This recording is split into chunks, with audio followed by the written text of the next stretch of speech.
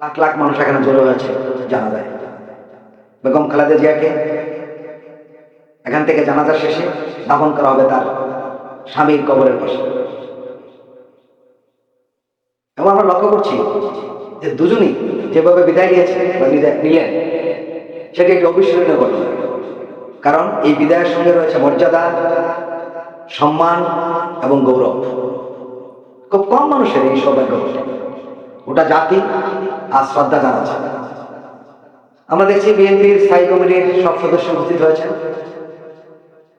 এবং আপনারা ইতিমধ্যে জেনেছেন যে ভারতের পররাষ্ট্র মন্ত্রী এস জয়শঙ্কর ঢাকা পৌঁছেছেন শোক প্রকাশের জন্য এবং তিনি সংসদ ভবনের একটি কক্ষে বিএনপির ভারপ্রাপ্ত চেয়ারপারসন তারেক রহমানের সঙ্গে দেখা করেছেন এবং ভারতের সরকারের শোক বার্তা তার কাছে হস্তান্তর করেছেন। ইতিমধ্যে ঢাকায় এসে পৌঁছেছেন পাকিস্তানের জাতীয় সংসদের স্পিকার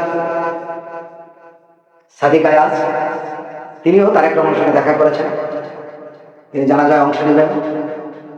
আমরা এর আগে বলেছি নেপালের পররাষ্ট্রমন্ত্রী ঢাকা পৌঁছেছেন ভুটানের পররাষ্ট্রমন্ত্রী, সবাই প্রস্তুত জানাজার জন্য। আজকে জানাজা ইমামতি করবেন জাতীয় মসজিদ বাইতুল মুকাররমের সম্মানিত খতিব মুফতি আব্দুল মালেক। মানুষের ঢল নেমেছে, লাখ লাখ মানুষ আয় সম্মান।